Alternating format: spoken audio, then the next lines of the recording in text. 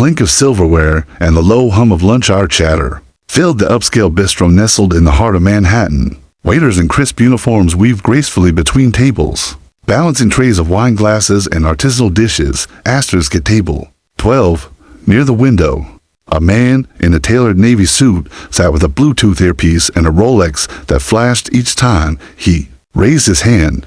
His voice was sharp, his tone impatient. Asterisk, excuse me. Hello, he barked, waving his hand with exaggerated annoyance. Asterisk Jasmine, a poised and soft-spoken waitress in her late 20s, approached with practiced calm, not letting the interruption shake her stride.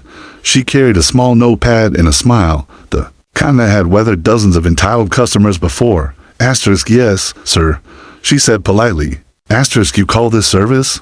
He snapped, pointing at a water glass with 3 ice cubes melting slowly. What is this? A college cafeteria?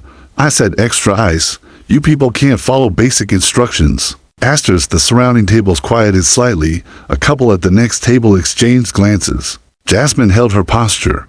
Her eyes flicked briefly to the glass, then back to the man. Asterisk, I'm sorry, sir. I'll get that fixed right away. Asterisk, but as she turned to walk away, he added, louder this time. No wonder nothing ever changes in this country. Asterisk, silence. Asterisk, the air in the room shifted from background noise to thick discomfort. Jasmine stopped mid-step. Asterisk, she turned back, slowly. Asterisk, then she did something no one expected. Asterisk, she placed the notepad gently on the table, unpinned the restaurant's name tag from her chest, and set it beside the water glass. Asterisk, her voice, calm and clear, echoed just enough for everyone nearby to hear. Asterisk, I may bring water to your table, sir, but I don't serve disrespect. Asterisk, with that, she walked away, head high, back straight, not toward the kitchen, but toward the manager's office. Asterisk, the millionaire sat frozen, his mouth half open, his pride tangled in the stunned silence that had taken over the restaurant. Asterisk, a few seconds passed before a slow, deliberate clap broke out from a corner booth. Asterisk, then another. Asterisk, and another. Back in the manager's office, the air was quieter, but charged. Asterisk, Jasmine stood in front of Marcus, the restaurant manager, a man in his 40s with tired eyes and a constant crease between his brows. He leaned back in his chair, arms crossed, having just listened to her recount what happened. Through the glass walls, they could both still see the millionaire sitting stiffly at his table, now glancing around like he was the victim. Asterisk, Marcus sighed. Jas, you know I support you, but that guy, he's a regular, powerful, owns half the damn buildings on this block. Asterisk, Jasmine didn't flinch, so asterisk, he rubbed his temples. So if he complains, it's not just a Yelp review. It's calls to the owner, rent hikes, threats of lawsuits. This isn't just some rude guy with a bad temper. This is leverage. Asterisk, Jasmine leaned on the desk, her tone still calm, but now edged with something firmer. Asterisk, you think I don't know that? I smiled through him treating me like a servant. I was polite.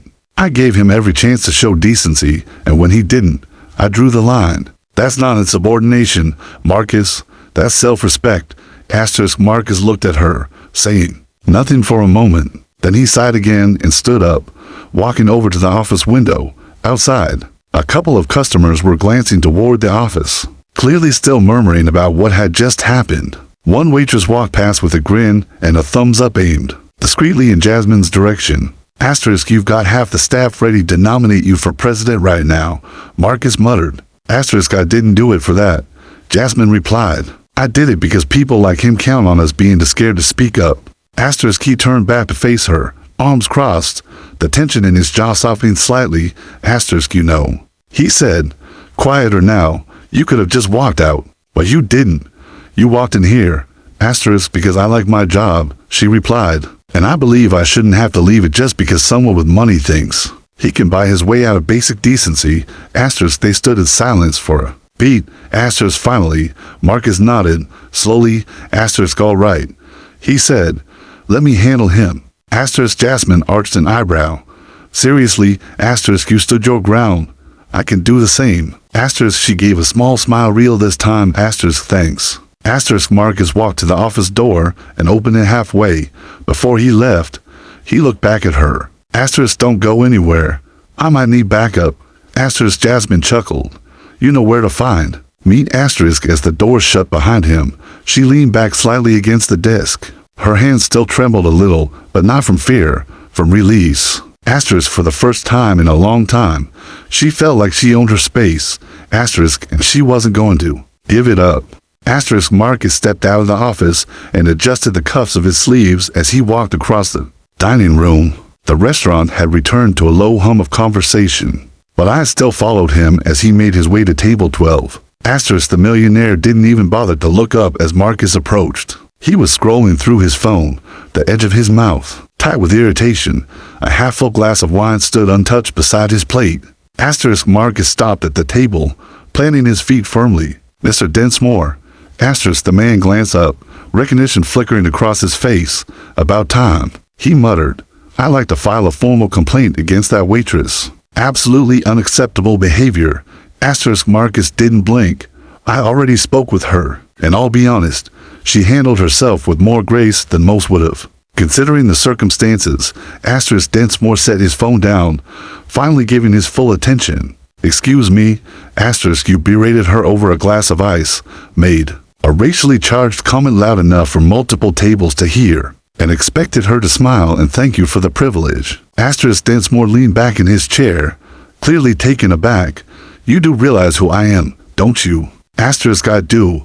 And I also realize what kind of place I want this to be," Marcus said calmly. "We welcome all kinds of people here, but respect is non-negotiable, no matter how much is in your bank account." Asterisk the air around them seemed to tighten again, like a second storm might be coming. A few nearby diners had stopped pretending not to listen. Asterisk Densmore narrowed his eyes. "Are you saying you're siding with her over me?" Asterisk, "I'm not taking sides," Marcus replied. "I'm upholding the standard we set for this restaurant, and that includes standing behind my staff when they're treated unfairly."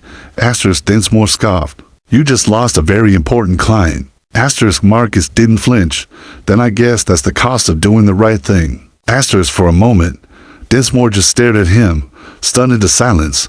Then, with a dramatic scoff, he pushed his chair back and stood, tossed a few crumpled bills onto the table, far less than the bill required, and straightened his suit jacket. Asterisk, "You'll regret this," he said as he turned toward the door. Asterisk, "Maybe," Marcus said, watching him go. "But I doubt it."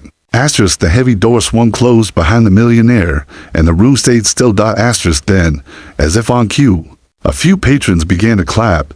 It wasn't thunderous, but it was real, honest, a wave of quiet appreciation from those who had seen everything and knew how rare moments like this were. Asterisk Marcus turned back toward the kitchen. Jasmine stood just inside the doorway, watching. Their eyes met. He gave her a small nod. Asterisk, she smiled. Not for the customers, not for the applause. Asterisk, just for herself. Asterisk, because dignity, once claimed, doesn't need permission to stay. Asterisk,